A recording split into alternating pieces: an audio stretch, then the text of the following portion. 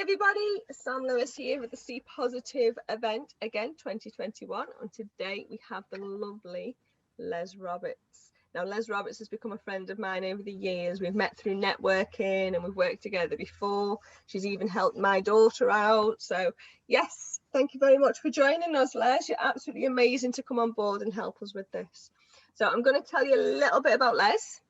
Les is a clinical hypnotherapist and NLP practitioner. She is also an EFT and an IEMT practitioner. We'll find out what all these are today. And a counsellor for children and adolescents. She is a former NHS employee working in an integrated therapy team. She has seen firsthand how early intervention is paramount. She knows how effective wellbeing classes and workshops can be for both adults and children suffering with mental health related issues. She is also a practitioner and a qualified mental health first aider. We will be discussing the difference between various targeted holistic therapies with the hopes to allow you to find one that is suitable for you. So welcome, Les. Was that a good enough intro for you? Oh, it was lovely. It was lovely. Thank you. There's just so many letters in there. I'm like, what? I mean, this is why we got you on, isn't it? Because there's so many different therapies and they're all called different things with letters and we don't know the difference between all of them, but you're going to clarify that for us today, aren't you? I will, yeah. Wonderful. Okay, so I will just let it go over to you. Tell us a little bit about what you do, where you're based and stuff like that. Yeah. And we'll take it from there. Okay. Right. Hi everybody, thank you for having me back. Thank you so much, Sam. And yes, we have worked together and I do class you as a really good friend now. So as far as hypnotherapy is concerned, it's very, very good for deep-rooted things that you don't want to talk about, things that you'd rather just put in the past, file away, whatever you want to, however you want to process it. The good thing about hypnotherapy is it's content free, so you don't have to sit there and discuss everything, bringing everything back up again with all the emotions and feelings related to it. Very safe, non-invasive, and it's just like drifting off, having a daydream. You're not asleep as people think you are, and also you are in control. It's not what you see on the television. That's stage hypnosis, and stage hypnosis is for entertainment purposes only. Hypnotherapy is hypnosis for therapy reasons. It can be used for a wide range of things, from pain relief to promoting relaxation, smoking, weight loss, fears, phobias. So I mean, it can be used for quite a lot of things. NLP, neuro-linguistic programming, is very similar to hypnosis or hypnotherapy, but it's not as deep. You don't sink as deep down into relaxation. You're still very aware of what's going on, the same as hypnosis, and you are in control. And neuro-linguistic programming means basically you're going to change your language, but the language you speak to yourself inside, meaning that if you can change your language, the way you speak to yourself inside, then your behavior will change, your actions will change. Okay, so your thinking processes change. So give you an example, rather than say, I can't do this, it's too hard, it's too difficult, I'm going to try. But try is a really hard word as well, isn't it? So you already know that it's going to take some effort to do something. So if you approach it in a different method and say, this is unfamiliar, I haven't a clue what to do, but what I'm going to do, I'm going to give it a go. So you see the difference. So what it does is it automatically helps you to relax that little bit and possibly gives you a little bit more clarity. You can use it, children love it. You can use it for a variety of self-talk things. You can use it for to deliver presentations, how you present yourself, how you bring your voice forward. It takes into consideration a lot of your actions as well, like your body language and such as well. IEMT is integral eye movement therapy. I don't know whether you've ever heard of it. It's called finger waggling. Oh, I've seen it. So you use your eyes, you follow using your eyes, and that can be used for phobias, really, deep set phobias and traumas as well. Again, content free, so you're not reliving it. You have to experience the emotions behind in order to rub them out, so to speak. That's really, really good for, like I said, some deep rooted traumas. EFT is tapping, emotional freedom technique, also known as tapping, and it's like acupressure or acupuncture, but without the needles and without having to press. And all you do is you're tapping on certain points of your body, and you can say a little mantra. So if you write, does that become like a bit of a mindfulness thing, because it's picking your mind off different things, you're just concentrating on these areas? So the actual tapping itself isn't a therapy. It's your focus, where you're focusing, you're coming off whatever it is. Is that what it is? What they say is when you're tapping at the certain parts that you tap on, what it does is it unblocks the blockages to do with your points.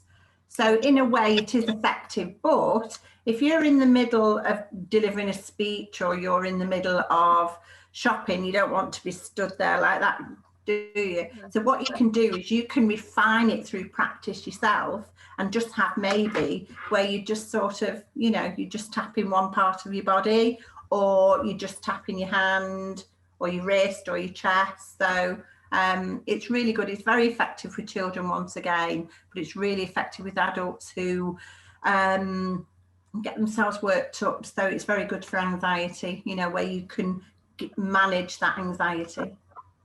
Yeah, you can do all kind of things.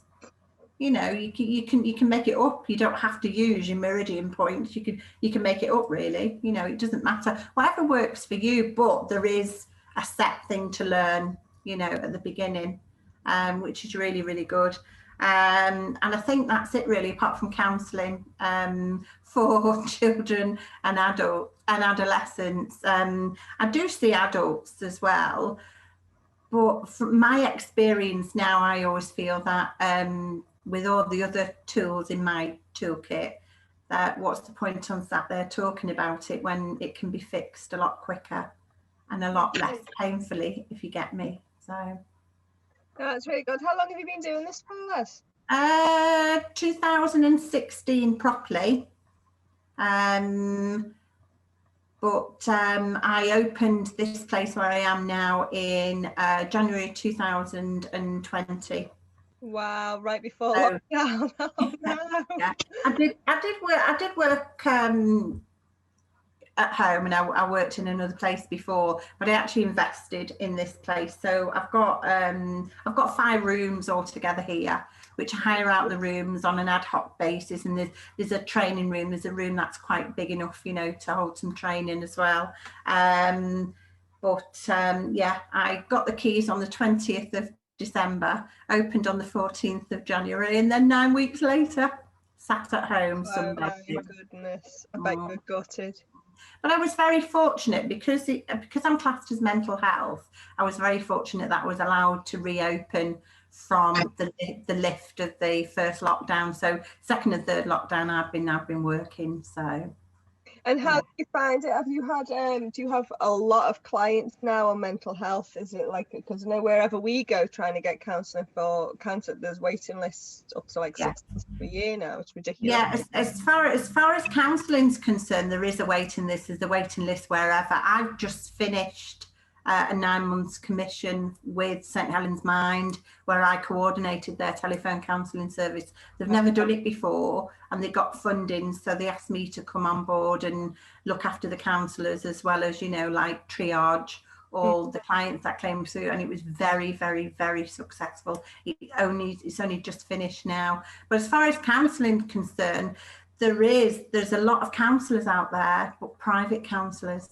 But for NHS and also the free ones or donations only, there is waiting lists, unfortunately. Yeah, we've just been talking to a private one then, but obviously because it's a sexual and relationships type of thing. It's a really fascinating job, and I bet it's really rewarding as well. It is very, very rewarding, and especially when I can see the difference, even whether it's a child or whether it's an adult, and I can see the difference in, you know, their behavior and their thought process, because your thought processes are really important. And if you're talking to yourself very negatively, you're going to act very negatively as well. So if I can help change that, the difference is amazing. Many times, Sam, I've done a happy dance when they've left, you know, and thought it's worth all the stress and strains that you go through, you know, when you, like I said, when I set up and 9 weeks later we had to close. It's so worth all of that just to see just one person to walk away with a completely different, you know, refreshed, positive outlook on their life. A lot of us have been like locked down for months because some of our ladies have not been allowed out, obviously, because they've had blood cancers and things like that. And until everyone in the world is immunized, they're not going to be allowed out, you know, and it's just quite scary, to be fair. Is there anything that you could either demonstrate or give us to use to help with our mental health? Or anxiety is another thing that's on the increase in the diamonds at the moment. People are now starting to get anxiety about going back out, or about people who aren't wearing masks now and things like that, you know, and communicating with people again, because they've been in isolation for so long. People have kind of got used to living that way. Yeah. But now things are getting lifted. It's getting a bit scary for some people to get back out again. Is there anything you could give us to help us deal with things, like maybe an exercise or something like that that could help? Well, there's a variety of things that I can do, but what I will offer you, Sam, is if anybody wants to do a Zoom, then I'll do a group Zoom with whoever wants to join in, and I can demonstrate properly, and actually they can, you know, ask questions, and I'm quite willing to do that. Not just a one-off, I'll do it a few times for you until, you know, because I appreciate there's some people that can't make it all the time. I'm quite willing to do that. But one thing I always think about is that if you think about your circle of control, and we've all got a circle of control, haven't we? And when you think about, so anything that we do ourselves, like our actions, our thoughts, our spoken words, anything like that, we can control, we can make a difference. But anything outside that circle of control, there's nothing we can do. So what we have to do is we have to make sure that we're okay. And the way to make us okay is to stop the labeling straight away. It's not my anxieties, they're not my headaches, they're not my migraines, they're not mine. Because the minute, if you think about it, the minute you start taking ownership of anything at all, is the minute that you start to nurture them and they start to grow and they start to thrive. So if you just say to yourself, change the words, instead of using anxiety, just say, I'm really not feeling quite right today. Because I'm not saying lower it down and put a dampener on it for purposes other than if you convince yourself that it's not as bad as what you think it's going to be, then it does help with, you know, the way that you can move forward. And also a lot of self-talk. Affirmations are amazing, absolutely amazing, how you can get out of bed in the morning, and if you're feeling really, really awful, you think it's going to be a bad day. It probably will be a bad day if you think it, because you can preempt. Because what you'll see is you won't see the good things on that day. You'll see the negative things. You'll see all the not very good things on that day, because it's like the law of attraction. You think negative, you'll attract negative things. Whereas if you get out of bed in the morning and you say, right, today I'm going to do whatever I can do my best today, even if it's just something tiny, something little that you can go, you know what, yeah, I did that today. You know, I mean, we know that, you know, some of you ladies can be quite poorly in the mornings, can be quite poorly during the day. But it's not being strong, it's just saying to yourself, you know, even if I just do this, even if I allow myself this, and give think yourself positive. Small targets, isn't it, to achieve? Yeah, baby steps. You know you can achieve. Yeah, might take a little bit more, but you know you're going to be able to do it, because the more you're successful in what you're saying you're going to do, the more confident you become in trying that little bit more, don't you? Yeah. But also at the end of the day, look back and see what you've done and write down what you've done. So if you don't think you've achieved anything, and if you write down the things that you have achieved, that you have done, even if, like we said with some very poorly ladies, even if it's just walk to the door and back, or even if it's just to put a jumper on or a cardigan on, it's a massive, massive achievement for some people. And that needs commending, rather than say, well, I haven't quite made it past that door, but you've made it to the door. Or I only did this, or I've only done that. It is that self-talk. We're all guilty of it. I was thinking when you were saying it, it was like, some people go like, oh, I can't do that today. My anxiety is like kicking into, and you just owned your anxiety and you've just made it something that's part of you. It's like taking in a little stray puppy, isn't it? Or a stray kitten. You nurture it, you love it, it becomes part of you and you own it. And you don't need to take ownership. Yes, diagnosis will help the medical professions for your treatments, for, you know, whatever else. But just because you've got a diagnosis doesn't mean to say that you have to own it. Yeah, it's not, it doesn't have to define you in any, Exactly. And your ladies know this anyway, don't they? Most of them do, but that's my job to try and help them see it.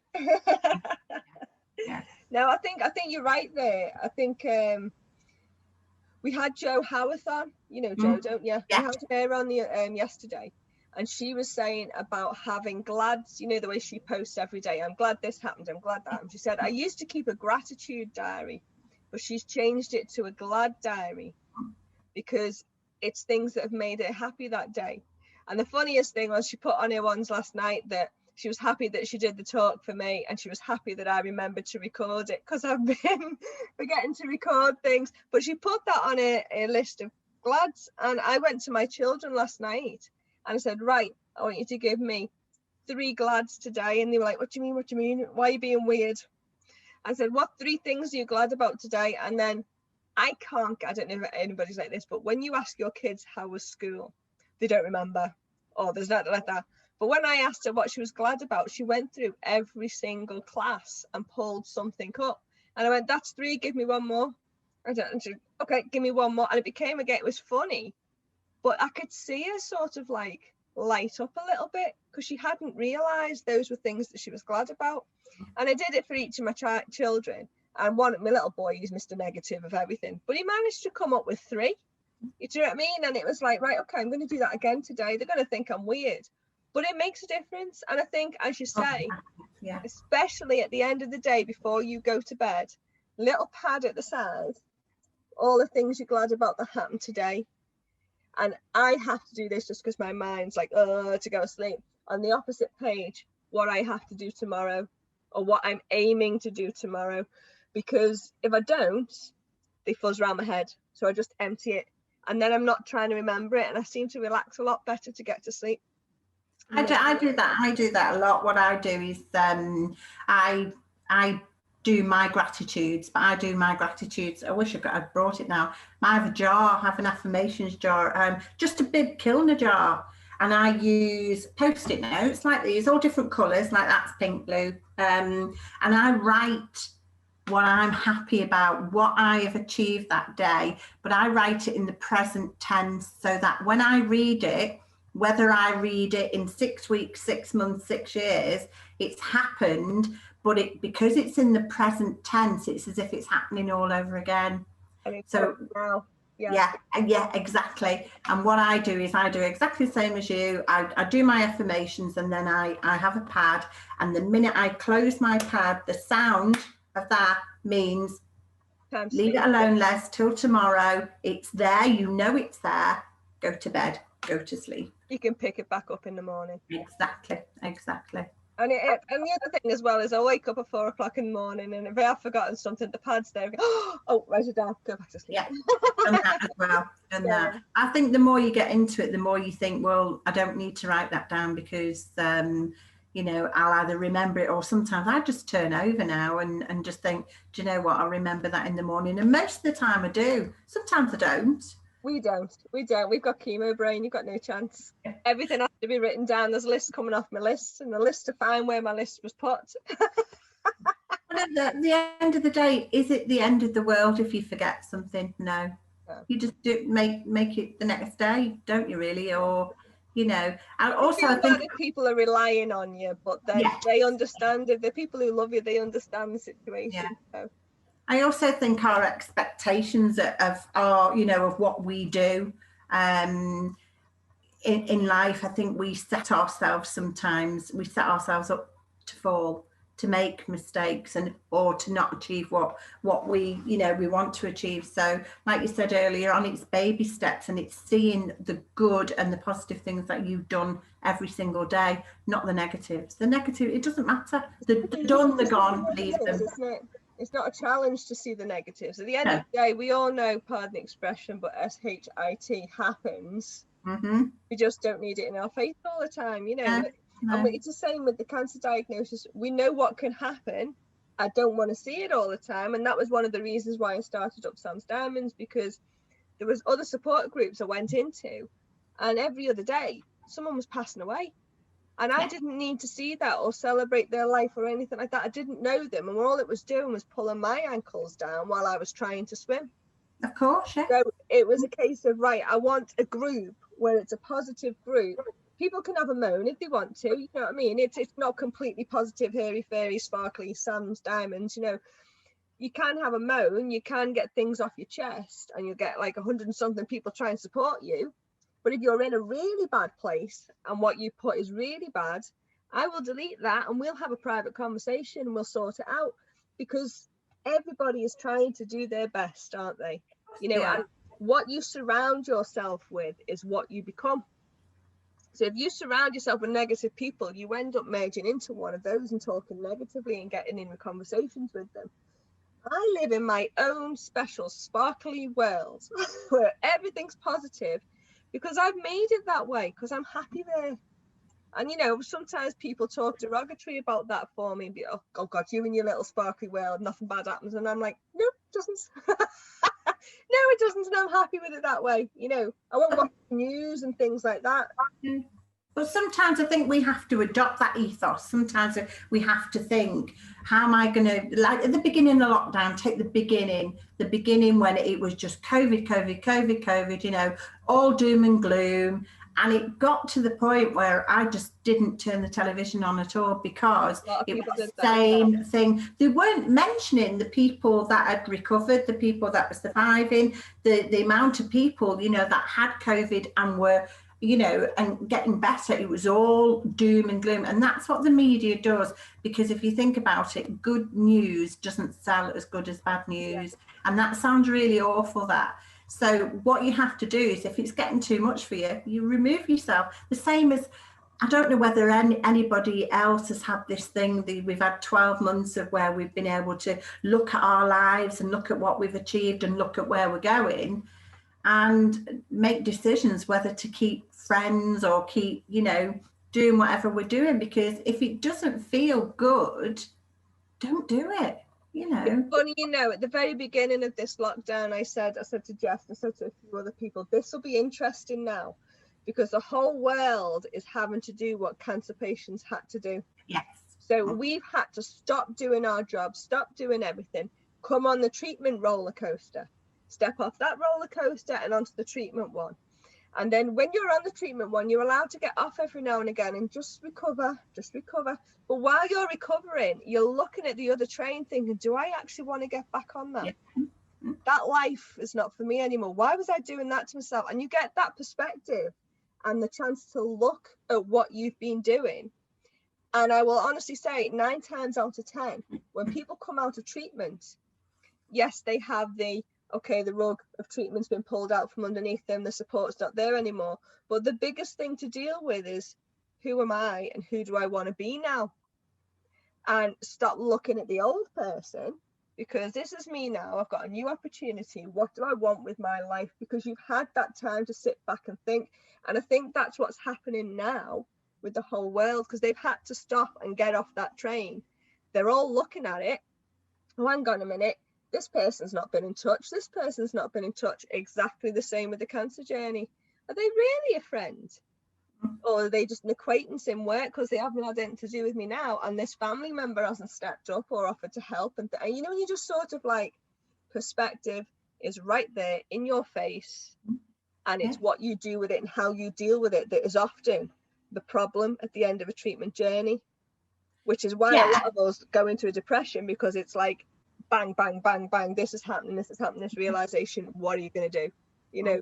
Well, talking about, you know, making those changes, those positive changes and moving forward, I don't mind running, you know, a workshop for you, either for you lovely ladies online, just about sort of putting on, you know, I know you, everybody, you know, who has been through these journeys that you've all been through, and I admire you all for doing it, and I know you've had to put your big knickers on and, you know, get on with it, but I can show you how to keep wearing those big knickers and to move forward, and, you know, and be flawsome. I remember coming to your fashion show a few years ago, and to watch them ladies was just amazing. Absolutely amazing. Oh my goodness. I created divas that day, Les. I created divas. Fantastic. For those who don't know, we literally had a group of you. We gave you a makeover. We had a big makeup school come and do you over, make you up. We had Tesco and M&S on board who provided the clothes. Put them on a catwalk. Beforehand, can't do it. You know, all backs to the wall. I don't want to do it, won't do it. And then we had warm-ups. I got some pageant queens in to teach them how to walk. So they were doing the catwalk through the day, getting used to it. But on the actual night, they didn't want to get off the stage. And it was like, they loved it. They lapped it up. Everyone was cheering for them.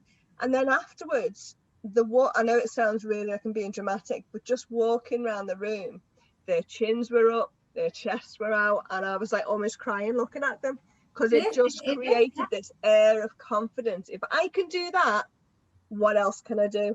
But this is where your self-talk comes in, and like you said, Joe Howarth will you know, possibly second this as well. But what it is if you think good, then you will be good, and you will hold yourself completely different.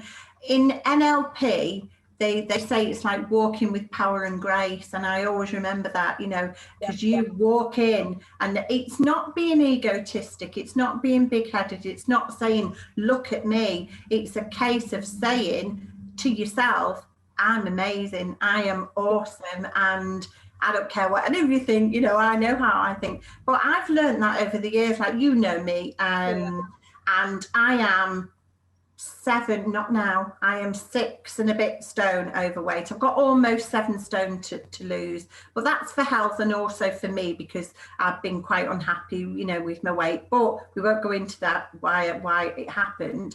But I'm happy being me. I'm just not very keen on this shell, if you get me. And I'm happy being me, and I don't want to be anybody else. I don't want to be the lady down the road who's got, you know, size 10 jeans on and she can bend down without fainting or lose it. She can touch her toes, she can cut her toenails and all that. I want to be me, to be able to do that. And you do the best version of you, and no one else can be you, can they? Do you know what I mean? Yeah. And she might not have a very good life, whereas I've got a loving family and a good life, and wonderful friends and a fantastic job. But it's all about how you see yourself. And if you can look in the mirror, no matter what you've been through, if you can look in the mirror and go, you know what, you're gorgeous. Yeah, you got it, girl. You got it, girl. Yeah, no, it's true, isn't it? Do you think that's where that thing came from? Where they go, Yeah, probably. But I can help. This workshop, I can offer you 2 things. I can offer Sam's Diamonds 2 things. I'll offer you a couple of Zooms, so that we can make sure that everybody attends, just to help you, you know, with any anxieties or any stress, or, you know, about going out into this world at the moment, because it is a scary place. It's scary for us all, never mind, you know, people who've got other challenges, health challenges.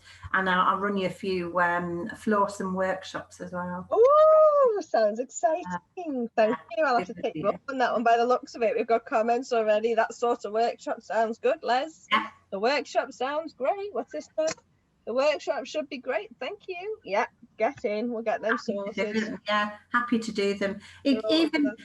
It's not about, you know, ticking boxes. It's not about, you know, getting revenue. It's not about earning money. It's about making people happy and if making a people are difference. happy, Right? yeah, oh, definitely. No, Plus, I agree. I get to talk, and as you know, I like talking. So That makes two of us, my love. That's why we get on so well. well, what everybody doesn't know is that we've had to be very strict with this afternoon, because otherwise Sam and I would be talking forever, wouldn't we? Always. Right, I've got down here something that you wanted to talk about is a free initial consult. Yeah. Awesome. With anything, with any of my services, my methods, my whatever you want to call it that I can offer, if anybody is interested, then I offer a free consultation. It can be on Zoom, it can be in person once everything. I mean, I do see people in person, but I do appreciate that, you know, if you've got, for health reasons, you can't. It can even be done on the telephone. And I will waffle on and tell you exactly what I can do for you if you give me an idea of what you're looking for. And then we either go, yes, this is what I want. Can we start it? Or you say, thanks very much, Les, but it's not for me. And, you know, because that way you don't have to pay to come and see, you know, someone.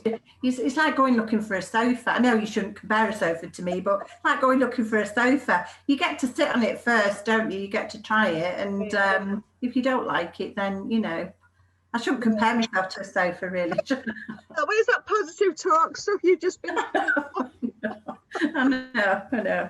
But yeah, I offer a free consultation, and like I said, it can be done on Zoom, it can be done on the phone and in person as well, because I've been very, very fortunate because my place is big enough. We can maintain 2 metre distance. St Helens, top of Hardshaw Street, just off the Town Hall Square. There's a great big building. In front of me called Century House. Oh, I think I know where that is. Right opposite Century House. There's a barber's underneath me called the Men's Room. Oh. So we've got some fantastic barbers downstairs, and then I'm up here. I'm up, Men's Room downstairs. Yeah, I come you out and you do your stuff. Drop the kids off, or drop the husband off, and then come upstairs and see me. And I've also got a lovely lady who's joining me on the 12th of April, and she's a holistic therapist, and she does all massages, facials. She does Botox and things like that. So I know she does all kinds of. She's awesome. She's absolutely awesome. Brilliant. Okay, I've also got on my list funding for CIC. Yes, with me being a CIC company now, I only just became a CIC company in November. Thank you. And it wasn't for any other reason than to help, especially as you know, I specialise in children, but I also see adults. But it was also just to, there's pots and pots of funding out there, and it's getting, I'd like to be able to get funding so I can offer everything that I've got to, you know, to people who, especially who are struggling at the moment. So I'm looking for opportunities for that. So the minute I do get an opportunity, then I will let you know. That's quite exciting. Les, here's a question I've not thought of. I've just come into my head then. So the way you say you work with children, would you be able to work with children of cancer patients? Yes. Oh, wow. Yeah. So if the children are going through a bit of a bad patch, or, you know, acting out or anything like that, that's something you could help with? Yeah, definitely. Yeah. Good to know. Yeah. Okay. I've got all them years experience working in OT, physio and speech for the NHS. So I thought, well, why not? Let's go down the route that I'm more familiar with. And what I've done is I've just done a lot of research, done a lot of work into it. I've actually just been offered a position 2 days a week in a school, but not in this area. And that's out of area, working in a school for emotional and mental health children as well. So I'll be helping them overcome issues, which I'm really excited about. That's really good. Yeah, really that's hard. It was hard work, but it's so rewarding. It really is. Oh my goodness. That'll be really good. Yeah, but definitely I'll have another chat with you then at some point. Yeah, no problem. Yeah. This week, because I've had the busiest week ever. And then I'll probably be in touch with you next week, Steve, if we can sort something out. No problem at all. Like I said, I'm happy to help. You know me anyway. I'm really, really happy to help. You know, it would be. I'm just reading that as well. I am. Anything to help, and especially, you know how I feel about you and your cause anyway. You know, it's amazing what you all do, and you had me completely at that fashion show. It was just awesome. I just remember going home and I cried and cried. I bought his happy tears, thinking, oh my goodness. That was the one where Karen threw her wig off, wasn't it? Like, I don't need this anymore, and went bald, didn't she? She was that confident. Amazing, absolutely amazing. Yeah, that was great. It was lovely. I'm saying that then. But thank you. Thanks for having me today anyway. I really appreciate you coming on, and I'm hoping that that's quite helpful for people. And obviously, if you wanted to know any more, all Les's details are in the chat there. Feel free to get in touch. Lovely lady, cannot recommend her enough. As I say, she's helped with a little bit of anxiety with my own daughter. One phone call and she was cured, apparently. Oh, no pressure there, Sam. No pressure. No, but she still uses the little techniques that you gave her, apparently. She won't tell me anything. You don't tell me anything. She said, I've just got techniques that I use. I'm fine now. Yeah. The difference in the children is amazing because as you know, we're as adults, yes, we do go through, like you said, some SH1T, don't we? But with children, they can't manage their emotions as, you know, we go through life and we pick up all sorts of, you know, coping strategies, whereas children, they don't. And when you see children who are having massive outbursts, and it's not outbursts for any other reason than it's just overload and they just don't know what to do with it. So to watch a child change and, you know, and to help them so that they can, it's not controlling them, it's managing them. It's not putting them to sleep, you know, as in their emotions, because we need those emotions in order to let them go, to let all that energy out. But it's fantastic to help people to manage them better. Awesome. You know, and I think it's going to be needed more and more as well with the way things are with COVID. I know our kids are okay. But, you know, when you just like, you can see that they're not the same children as they were before lockdown. You can see differences in them. I mean, my youngest, he worries about everything. He was never like that. Do you know what I mean? But little changes like that, you start going, oh. I think there's a lot of post-traumatic stress that's going to be, you know, hitting various, you know, ages, whether it's teenagers, young children, or even us adults. And I think it's going to hit us within the next few months, and it's going to have a massive impact. Well, one of my friends is like a kind of, not a counsellor, but, you know, like learning support in a school, but she's there for emotional support, and she said she's got a waiting list now, and that's a primary school, you know, and you just think, oh my God, and that's COVID. It's COVID. Well, this is why I'm going into this school, because what they've done is they've approached me through a mutual friend. They've had people in before where it's not quite worked, and they've not seen these results, and I just went in and, well, obviously saw myself. So yeah. So, but it our local council know, you know, they know that there's this, and I know myself. I can't say anything, but I know myself that there is something going on somewhere. So hopefully, you know, everybody will get to know about it soon. Awesome. But everybody needs the help, no matter how old you are. You know, we need, you know, everybody needs it, don't they? Yeah, definitely.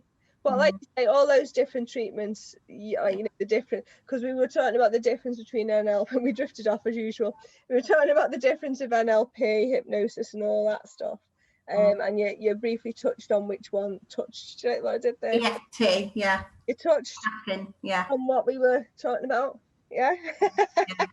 EFT is fantastic. Emotional freedom technique, it's called, and it's really, really good for really, you know, if you're I don't know, if you've got to go and have treatment and you're really so worked up that you cannot manage any anxieties, then it will be very, very good to manage the anxieties.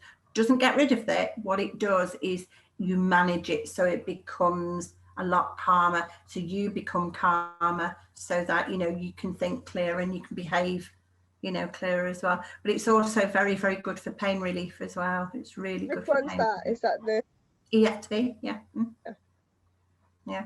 You know, it's funny, isn't it? We were talking the other day about when you're on the cancer journey, you're juggling that many hats and that many things that, you know, your pint glass is full to the very rim, and you've got it together because you know your dates, your times, and how long you're doing this for, how long you've got it together.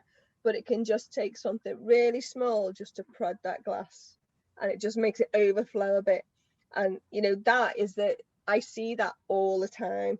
And I often now turn around and go, listen, my pint glass is full, leave me alone. Yeah. So it's about emptying some of that pint glass and finding that there's a lot of things you may find in that pint glass that you don't really need to carry around with you anymore. It's just that they just happen to be there. It's like your handbags. We all carry stuff in our handbag, don't they, that we don't need it. It's only when you come to change a handbag, you know, that you think, oh, what have I got that in there for? So it's just about doing a little bit of housekeeping, but housekeeping up here, you know, and getting rid of the stuff that no longer serves you. Unfortunately, we carry it around with us. Well, that's funny you're saying that, because when I was going through my cancer journey, I had counselling, and that was like a little analogy, another one. I like the analogies. My counsellor turned around and said, every time you walk through that door, you are carrying 2 carrier bags full of issues. Yeah. She said, you put them down, we chat, and maybe one thing will fall out of there, but then you pick those 2 carrier bags up and you leave. She said, and over time, those bags get lighter and lighter because something just falls out. And it's stuff that could have been there for ages that you didn't need, but it just falls out. You pick your bags up and you go. And I was like, well, what about if your bags keep getting put more in when you're not here? Is it never ending? I said, I just need to keep coming to counselling. I said, I want a permanent shrink. I need a shrink. But that's why they have them in America, isn't it? It's like, yeah. Go see the shrink. What you've got to think about, though, is that all the things that we pick up every single day, all the unnecessary negative and not so nice experiences, I'm on about the little things. What we do is we're like little magnets, and we collect them, and we put them like little kleptomaniacs, and we put them in our bags. But really what we should do at the end of every day is think, right, okay, what have I learned today?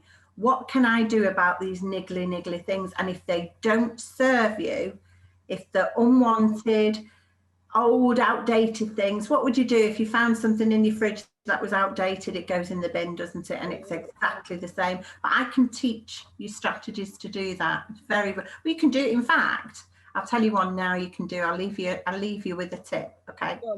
So if you can imagine that you are carrying all these unwanted things around with you, things that I'm not on about, things that you need to face, things that you need to sort out as you go along, whatever journey you're going along. I'm on about all the little bits and pieces, like you said, the unnecessary ones, the ones that you've left from years and years ago. That really, what's the point on carrying it around?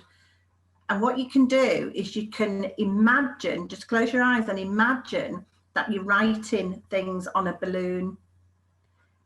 If you've got a lot of things, you can have up to 3-4 balloons, whatever balloons you want. These balloons are full of helium, and because it's in your imagination, then we're still saving the planet, because we're not actually going to let them go, are we? So you write with a Sharpie pen in your imagination all these things that you want to let go. It could be words that somebody said to you. It could be an experience that you've been through. It could be, emotions, feelings. It could be swear words, whatever you want, okay? Even people's names. I know people that have put, honestly, people's names. And what you do is you write on your balloons, however many you want, and you hold your balloons, and you imagine you can feel those strings tugging in your hand. And when you're ready, you actually count to yourself 3, 2, 1, and you let those balloons go. And still using your imagination, you put your head up as if you're watching them, and you watch them in your imagination until they completely disappear. and I mean completely disappear. You know yourself, you let go of a helium balloon, it goes all over the place, doesn't it? But you'll never ever get that back, ever. And that's one way of releasing things. We did something like that on one of our annual retreats. Apart from COVID, we usually take a big pile of diamonds, like 20 odd girls, away to like North Wales or something, and we do lots of like finding yourself, vision boards, all that stuff. And one of the exercises we did, we went down to the beach and I gave them a little thingy of bubbles, and on the label they wrote all the problems, the things they wanted to let go of, and then they sat on the beach and blew their bubbles and watched them go away. But it's a breathing exercise as well, isn't it? So they were so calm and chilled when they came back, and it was time for a cup of tea. It is absolutely massive when you can just let those things go. It is, and you can do it with anything. You can get pebbles and throw pebbles into the water, because you know you're never going to find that same pebble, but you can imagine whatever you've written on that pebble, or imagine you've written on that pebble. You don't kill a fish because of how hard you're throwing that pebble in the water. You can go and you can go. You can also imagine skimming it across, across the river, not the river, across, the lake or the pond, and, and count how many times. It's amazing how many times, you can do really, really good ones in your imagination, so it's just a matter of releasing it. And if you don't like balloons, think of something else. Something else I like that a lot. There we go. Thank you very much, Mrs. Thank you. Really appreciate you coming on. You've given us some valuable information, some tips. We know how to get in touch with you. We've had a proper talk, haven't we? I know. That's not bad for us, that, is it, really?